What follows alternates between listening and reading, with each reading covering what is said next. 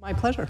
So why don't we start with your story has always been interesting to me since we first met several years ago, and this notion of coming from a family of pilots and getting involved in aviation really early, and then going to the Air Force Academy just as women were being first admitted, and then somehow finding your way into the Air Force, and then ultimately into politics, member of Congress, state politics in New Mexico, running a company for a while, making things happen, and then all the things that you've done. It's so intriguing to me. So just start with a little bit about yourself. What has been this drive for you? And now you're taking this new job in just a few months at the University of Texas at El Paso as president there, which is really a frontline institution in the United States of really significant importance. Let's go all the way back to, you first started to fly when? Oh, preschool. Preschool, right. Yeah. And then you got your pilot's license. Well, my grandfather were flyers, so barnstormers. Your grandfather was a barnstormer. My grandfather was a barnstormer and flew in the First World War and the Second World War, and my father was also an aviator, and so I actually don't know how old I was when I first went flying with my dad, but I do know that the door was open on the Piper Cub because we always flew with the door open, which I think of that now. I would never put my preschool children in a Piper Cub with the door open. My mother was such a tolerant woman. So the love of aviation, the love of flying, the love of all of that is from childhood forward. It is. Yeah. So I've lived a blessed life. My entire life has been a diversion from its planned course. I was a junior in high school when they opened the Air Force Academy to women. Yeah. And while I was a good student in high school, that was not a door that was open, and I hadn't really thought of. I don't spend too much time looking at closed doors, but when that one opened, that was intriguing.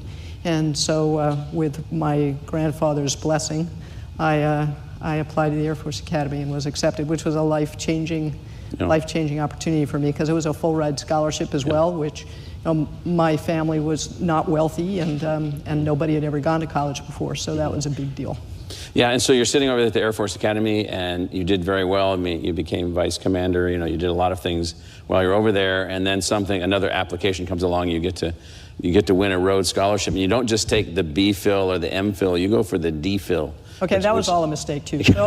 So actually, I was taking this summer course in computer science because I had a really heavy fall course load. So I gave up my vacation to take computer science in the summer at the academy. I had a great professor, really interesting, loved computer science. Punch cards, yes. The whole. I hated them all. I actually loved computer science, and this says something, I suppose, but I remember my professor that summer saying something to me. He said, if you weren't so busy doing all this other stuff you're involved with, you could apply for a Rhodes Scholarship. I had no idea what a Rhodes Scholarship was. I didn't know what it meant. I didn't know anybody who'd ever gone to graduate school. Why would you spend so much time in going to school, But he said I couldn't do it, which made me at least curious about what he thought I couldn't do.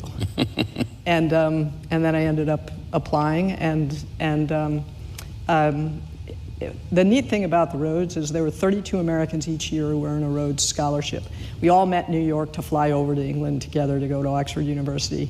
The neat thing was that of the 32, 30 of us felt that we were the one mistake, and the other two were jerks. So it's something that is, it's not really something you earn. It's almost by the grace of others or a higher power. So you get over there, and then your interest was clearly, and then later your service in the Air Force as an officer was really about strategy and bigger, complicated and relations things. Between nations. Right. So just talk a little bit about that. Well, I did international relations and international law, and then I served as a negotiator for the U.S. Air Force overseas, both in the UK and then at the U.S. mission to NATO in Brussels, Belgium, and at the arms control talks, which was fascinating and great fun, and I got to do things as a captain that I should not have been able to do. And then I left the service. I was going to go to law school, and I was narrowly saved from going to law school. So I married a lawyer. Despite that, he's a nice guy. Yes. But I never went to law school. I ended up coming to the National Security Council staff for the first President Bush. at a time when of course we didn't know it at the time, but I was working on NATO policy and conventional arms control in Europe at the time that the Berlin Wall fell and the Warsaw Pact collapsed, and so it was just a fascinating time to do. So your academic work, your staff work at NATO headquarters and among and between the Allies, and then later at the National Security Council, where obviously we're working on relationships and very complicated interplay between countries and so forth. And I'm going to build up to the role of the Air Force, today. Yeah. What did you learn about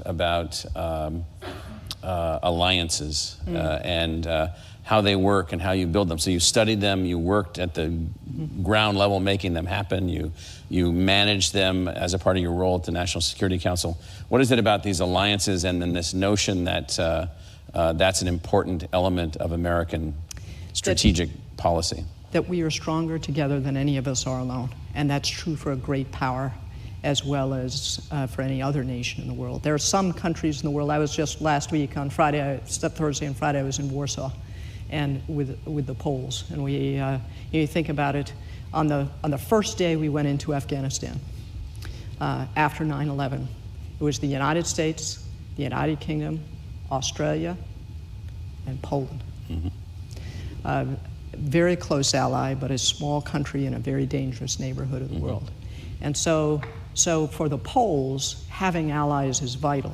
For us, I think it's no less vital, and it's actually a strategic advantage, because there are countries who want to be allied with the United States, because we stand not just for our power, but Right. for their freedom. Right. And so it's a strategic strength of the United States of America, and it has helped to keep the peace for over 70 years. So how does one maintain an alliance? How does one, like any long-standing relationship has its ups and downs and its moments and its arguments and its disagreements, and so what goes into maintaining an alliance? Taking the long view, for one. And secondly, it's often about the little things that nobody pays attention to on the front page of the paper.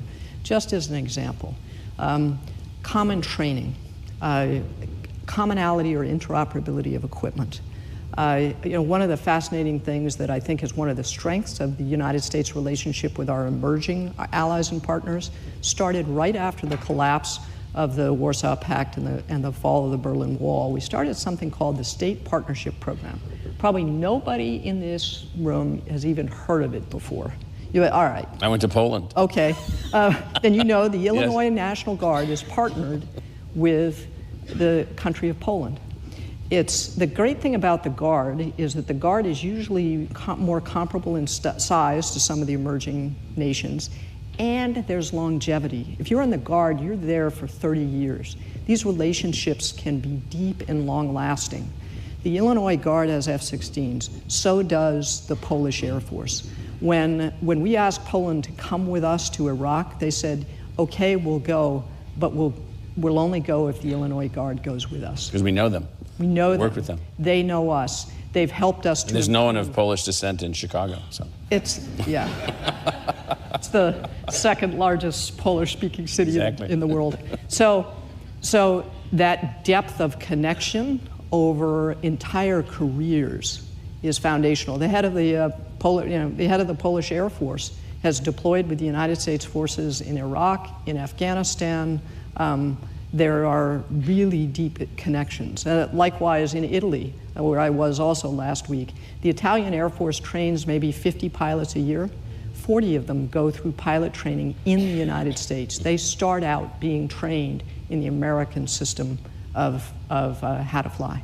So though you can't beat that over a 20 or 30 year period, because it creates organic connections and like-mindedness that transcends the issue of a political moment.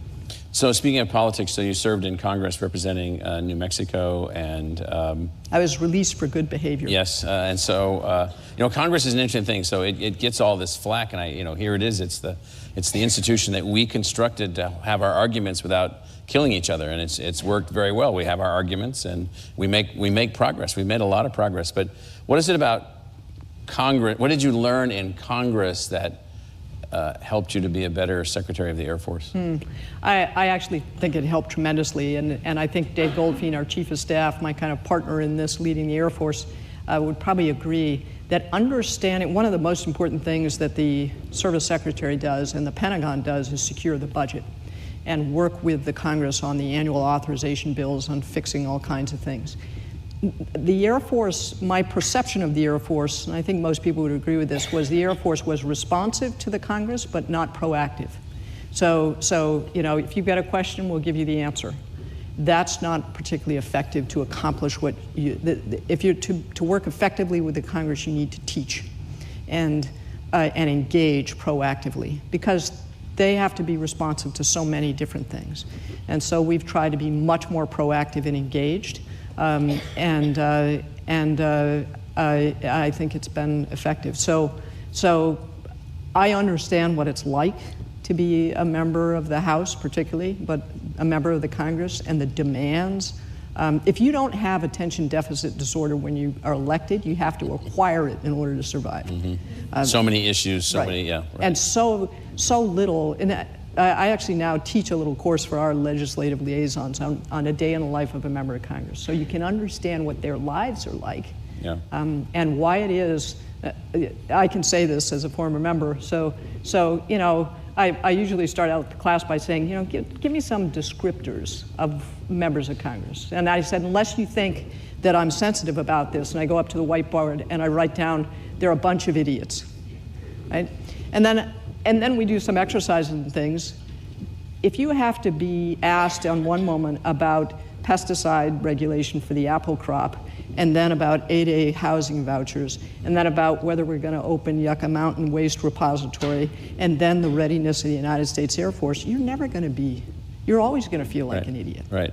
And that's what their lives are like. So as the Air Force, we need to understand that and help them to understand what they need to know. Yeah, it never ceases to amaze me the lack of that understanding. You know, a committee of like a board of directors of 535 people for a 325 million person society and a $20 trillion economy, and all of the complexities that we have, it's just beyond belief that there's not more recognition of what we ask them to do. So you did a lot of things, and then now you find yourself as a wartime Secretary of the Air Force, you know, where we've been in continuous combat for 28 years. 28 years. The Air Force is delivering lethal munitions almost every day somewhere, against adversaries of various types and various configurations in various theaters, operating on a global basis with unbelievable complexity, political complexity, social complexity, cultural complexity.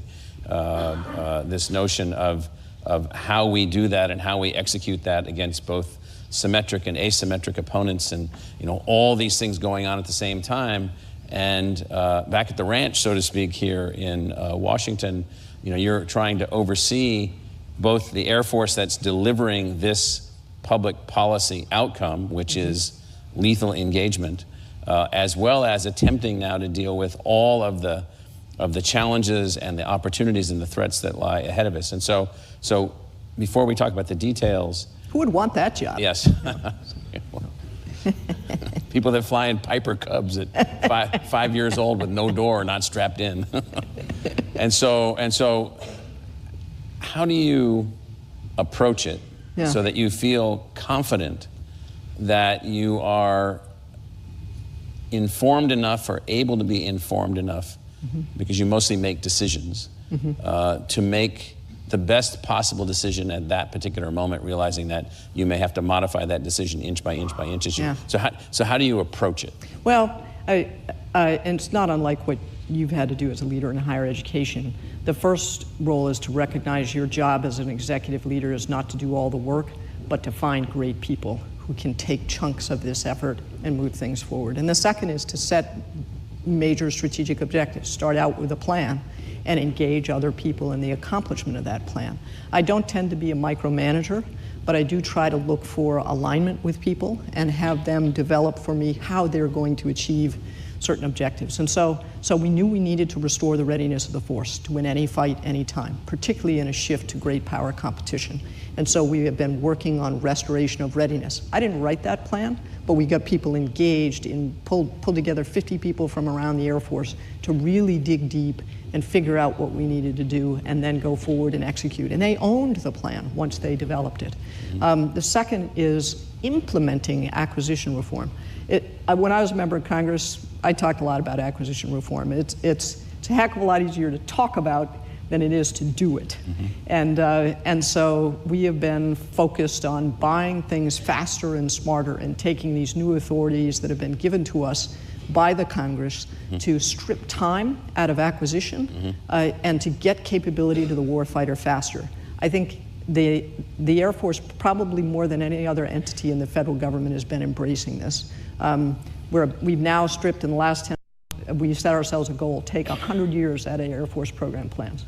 The neat thing to me is the number of small programs that are taking out 45 days. By speeding everything up, right? Speeding everything up, not taking out essential steps, but taking out unessential steps. The other is working with small business. We did our first pitch day in New York. Small Business Innovative Research Grants, we have to spend $660 million. SBIRs, that's the common acronym. Right. So $660 million a year that we spend with small business. Required. Program. Yeah. It's in the budget. Yeah. But we were taking 180 days to contract through that program. That's an eternity for a small business. We drove it down to 90 days, and then we said, okay, what can we do in a single day? And that just broke people's heads. And they got the lawyers together. They came up with a one-page contract and the swipe of a government credit card to do a progress payment so that we could do not one-day contracts, but 15-minute contracts. We then did a pitch day, our first pitch day in New York. We said, broad announcement, some of our toughest problems. We didn't put it in the Federal Register. We put it on Google and LinkedIn and other places. Give us 5 pages and a pitch deck. We got over 400 submissions from small businesses, universities, everyone. We chose about 60 to come to New York for a day, for pitch day. 51 companies walked out with contracts and the first progress payment. The average time to contract was 15 minutes. The fastest was 3 minutes, which is faster than you can buy a beer in a bar in the city of New York. And thank goodness for Bank of America. There's this guy named Scott at Bank of America who was on the phone with us all day, because when you swipe a credit card for over $10,000, it raises all kinds of They're all named Scott flags. at Bank of America. $3.75 million of progress payments on a credit card that day. We're going to do the next one in Los Angeles, focused on some of our space problems. We had to change the way in which we do business in order to engage America's most innovative companies and people. And we are breaking the mold. So buying things faster and smarter. Did I come up with all those plans? No. We found great people. We told them we'd give them top cover. We told them the first big mistake that we have, I'll buy the sheet cake as long as there's a lot of frosting. I don't like cake, I like frosting. And we enable great people to do good work. And the top cover mattered a lot to them. So when something got screwed up, they said, well, who's going to be accountable for that? And Will Roper and I looked at each other and said, are we okay taking responsibility for this? And we said, yeah. Okay, well then let's do it. Yeah. And what are they going to, it's like the both of us think, okay, so I didn't apply for this job anyway. I didn't anticipate coming back to federal service. Might as well do something while we're here. And so we are. So you're the chief executive officer and the chief political officer in the sense of governing the Air Force from a political perspective, in the spirit of the American design, which is that civilians will always ultimately be the decision makers for the military in terms of directing them and what they do, and that goes back to our fundamental design. And we're a long way from, the old Gregory Peck 12 o'clock high, Army Air Corps Air Wing. Thank goodness we got our independence. Yes, emancipated. In yes, emancipated from the Army. But so now, you now are managing, the Strategic Air Command. You're managing this massive supply and logistics aspect of the Air Force. You're managing Cyber Command, the emerging Space Command and Space Force, and all these things that are going. So the assignment for the Air Force going forward is in some ways almost beyond belief, because you're given this multi-dimensional space of basically limitless complexity. And so you have the possibility of space warfare and the maintenance of national security in low Earth orbit, and then ultimately low Earth orbit won't be enough. There'll be high Earth or even beyond that, geosynchronous orbit, or even other things that are in the works and so forth. So as you think about now the Air Force and all of its missions, and the complexity of managing it as an entity, while at the same time involved in these combat operations, all at the same time, how do you build organizational learning and organizational resilience, those two things? Yeah. First, let me talk a little bit about the civil-military relationship. So because it's fascinating. I never worked in the Pentagon before this job. I avoided it as a... I mean, actually in the building, right? Yeah. I visited you in your office a few months ago, and a friend of mine and I were there, and we left the office, and we somehow ended up going out the wrong exit. Very bad idea. 4 days later, we found the guy that was supposed to give us a ride. It was yeah, it's pretty bad. So here's an interesting thing you mentioned about the structure of our government. The service secretary has, by law, pretty much all of the authority. The chief of staff has almost all of the influence. If you figure out how to work closely together... The four-star. The four-star, right. Dave Goldfein in my case. If you figure out how to work closely together to accomplish major things, you can get a heck of a lot done. If you are not aligned, almost nothing happens. So one of the real blessings of this job has been Dave Goldfein, serving with Dave Goldfein as the chief of staff, as he is an absolute A player. And we actually started the same day at the Air Force Academy. Oh, wow. So we were sworn in the same day at the Air Force Academy. And while we didn't know each other well at the Academy, there's a common, I have tremendous respect for his expertise in leadership. And one of the most important things for a civilian service secretary to do and say is, what do you think, Chief? It is to get the best, to solicit the best military advice. Because if you don't, the military will allow me to fail gracefully. It's not really, but there is There goes another one of those secretaries of Air Force. Exactly. They told us what to do, and it's not going to work, but they didn't ask us. Right. So asking for advice is one of the most important qualities of a successful service secretary. And this weekend, we were working 2 or 3 things over the weekend. In both cases, he and I were aligned initially.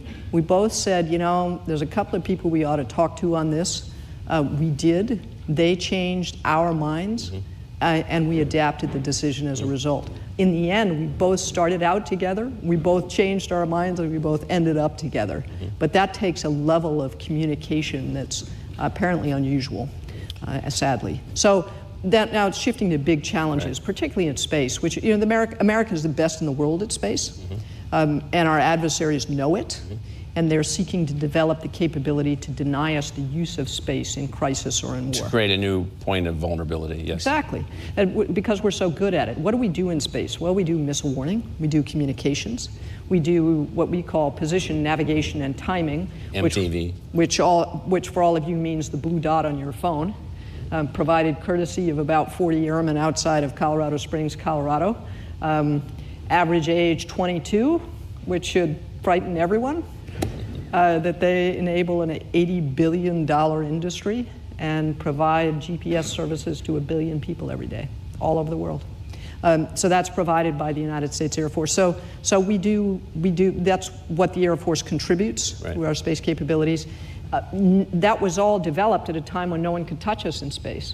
And now we have to shift to the reality that space will be contested in any future fight.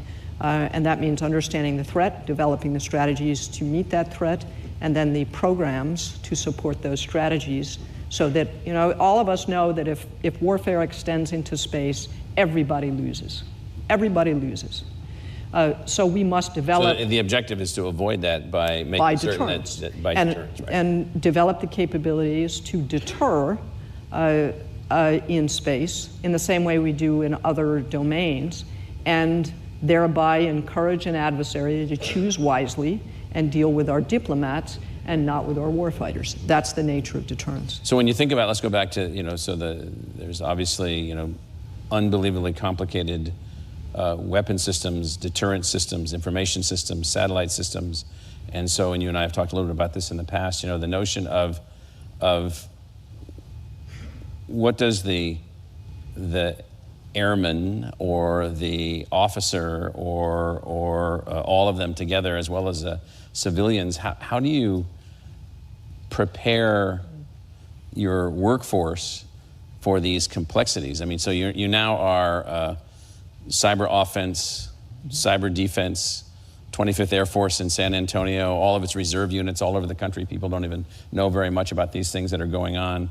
You've got all of your interfaces with the alphabet agencies and you know, treaties and agreements and new weapon systems, F-35s coming online, which are unbelievably complicated in and of themselves. You know, you've got this whole new strategy for renewal of our nuclear deterrence and how that's going to work, and then working with all the brainiacs that are developing that, and then this notion of the missile systems and anti-satellite systems and all these other kinds of things. And so in 2025 or 2030, you know, what does an airman first class need to be, and what does a second lieutenant need to be? Yeah, and it's not just the airman first class and the second lieutenant.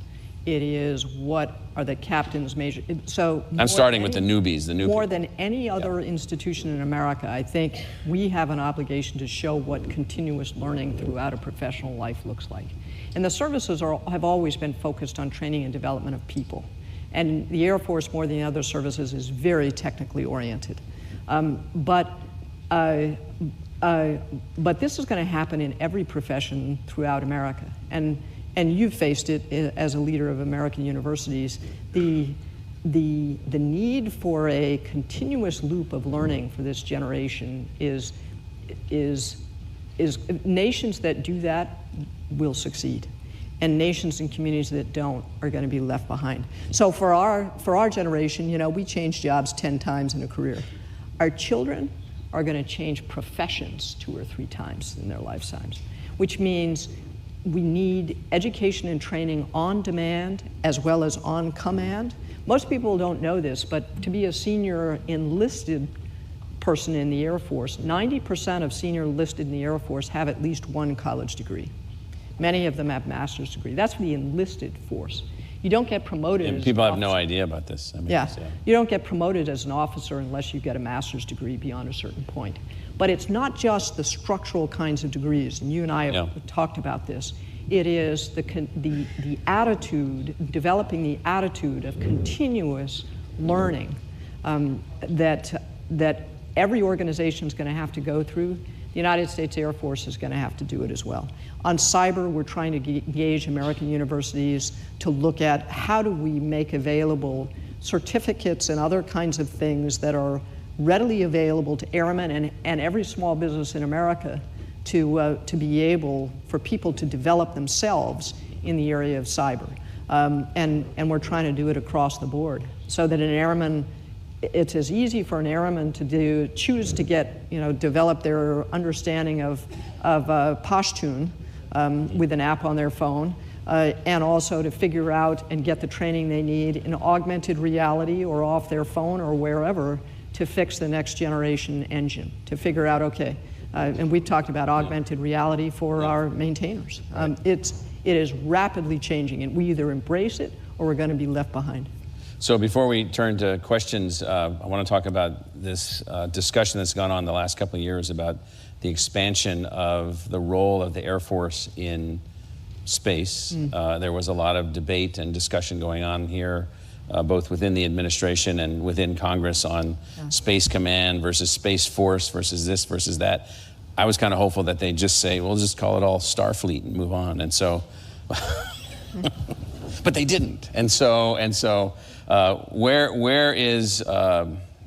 Where's that ending up? What sort of phase are we at? Sure. And Sure. Where do you think all that's going? First, we have reestablished, and the commander is up for confirmation. Jay Raymond is up for confirmation to be the head of Space Command, so a warfighting command for space, which we had before 9/11 and has been reestablished. The Congress decided that last year. It's moving forward and getting implemented and getting established.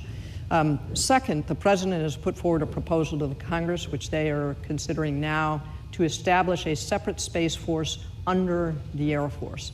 And the argument is, first of all, I think we have to give the President credit for making space a kitchen table kind of discussion when it's a fairly small part of the military, but it is a key enabler for all kinds of things. And so elevating the understanding of space and increasing the budgets for space over the last 3 years. So we've had double-digit percentage increases in the space budget in the Air Force over the last 3 years to get after this warfighting domain.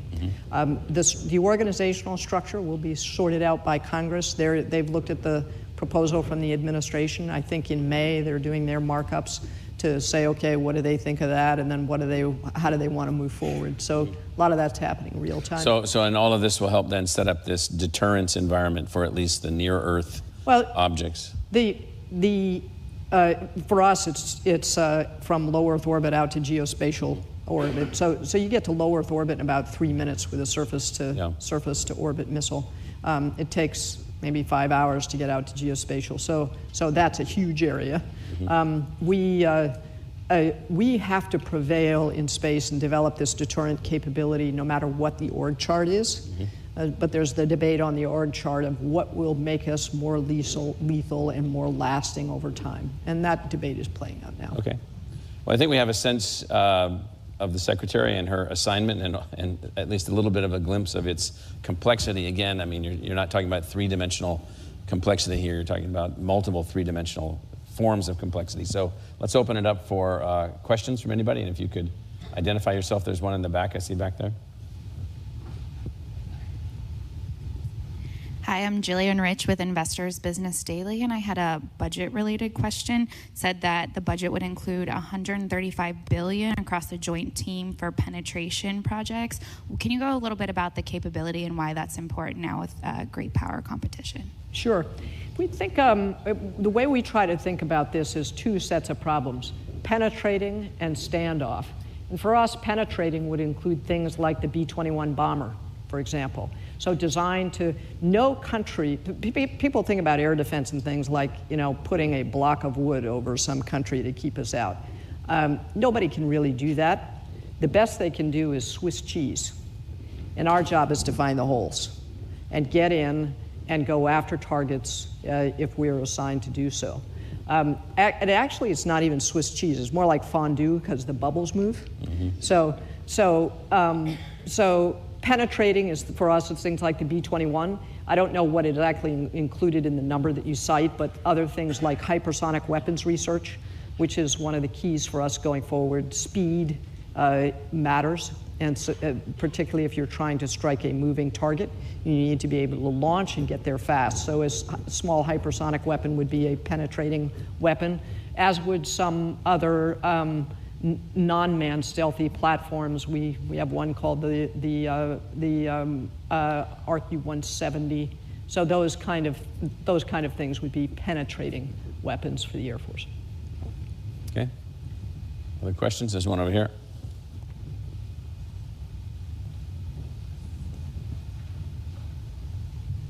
Ma'am, John Herman, I'm a former Air Force guy myself. As you well know, there's long been a tension between training and education versus operations. And there was a certain stigma associated with being too academic, too ivory tower, and that being a negative for things like promotion potential or selection for certain things. As we move to a necessity of a growth education and training mindset, shifting culture is harder than shifting technology. What steps is the Air Force taking to counter that culture and to beat down the idea of pursuing education or training is somehow against operations as opposed to supporting it? It's a great question. I did not set this up, but I love the softball over the plate here. The chief and I just signed out several pieces of guidance that we hope will help to change the culture over the time. One is that for instructor duty, that will now be part of the consideration for promotion. So you will be boarded for instructor duty. Historically, and this gets back to not valuing education, we also didn't value instructor duty. So if you taught at Lackland or at the Air Force Academy or at ROTC or at any of our service schools for maintainers or anything else, that was kind of, oh, well, because you couldn't get another better position and it's kind of a dead end. There's those that teach and then there's those that do. Right. So we have now flipped that, much like joint service used to be required for, once that was required for promotion and we made that clear, that it is the responsibility of every officer to make the unit better.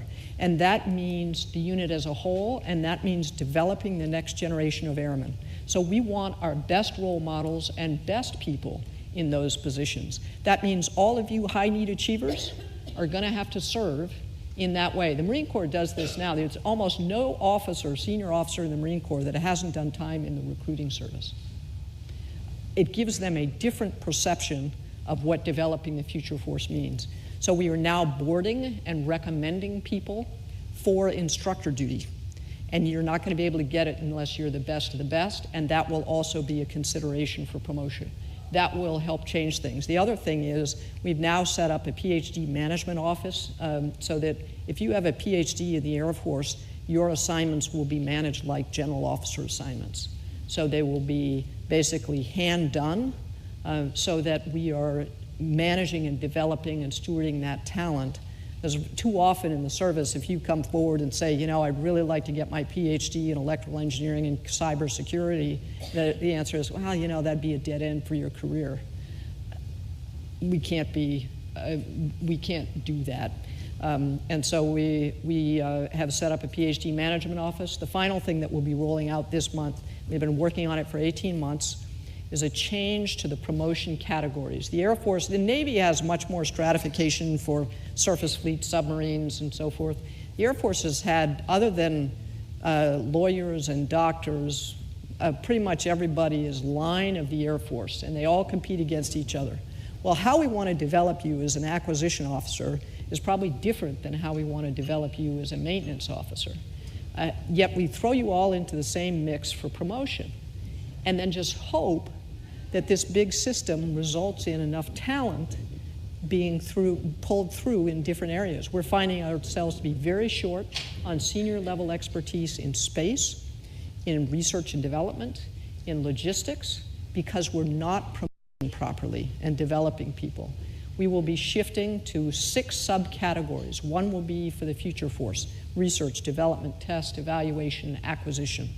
One will be for space. One will be for operations and special operations. And within those large categories, we will develop people for leadership along the way in their career, and you will promote and compete against other people in your category so we can promote to need. Those things won't have an effect really this year. I mean, obviously they start this year. Real effect will be seen 10 years from now when we actually have more PhD scientists and engineers who are able to stay in for a long, meaningful career. Maybe one more question. There's one back here. Madame, Commander Armament de Longchamp, French War College. At the end of last year, the French President Macron announced his wish to have an European forces. From your perspective, how do you consider this under US and NATO point of view? Thank you. The separate European force? Yeah. Joint. Joint. Joint European. So this is the joint European force separate from NATO? Yes. Merci beaucoup. The United States, so anything that Europe does to increase the percentage of its GDP that goes to defense is a good thing. The goal is 2% minimum. I think 5 NATO countries are on the track to meet that goal. So increasing the contribution to defense, interoperability of those forces. But I think the most important thing for Europe to consider, and NATO has always thought this way, is that it is vital for the security of Europe to maintain the close connection with Canada and the United States. There's common values, and if a European force appears to be disconnected from the security responsibilities and the umbrella and the connection to Canada and the United States, that will weaken us all. And so I think that is the only area of concern, is to make sure that the NATO alliance stays strong. I would also say that, and I remind some of our American citizens about this, is that Article 5 of the NATO Treaty, which says an attack on one shall be considered to be an attack on us all. So it is the foundation of the NATO Mutual Security Guarantee. That article has only come into force one time, and that was when the United States was attacked on 9/11, and our allies came to our defense. No one ever expected that. It was always about the American security guarantee to Europe. But we should always remember as Americans that it is a mutual security pact, and the only one who has ever really benefited for it in active combat is the United States of America. And the NATO allies responded and went into combat allies. Immediately in Afghanistan. So. Our allies were there. Yes. Merci bien. Well, let's thank Secretary Wilson. Okay. We'll go that way.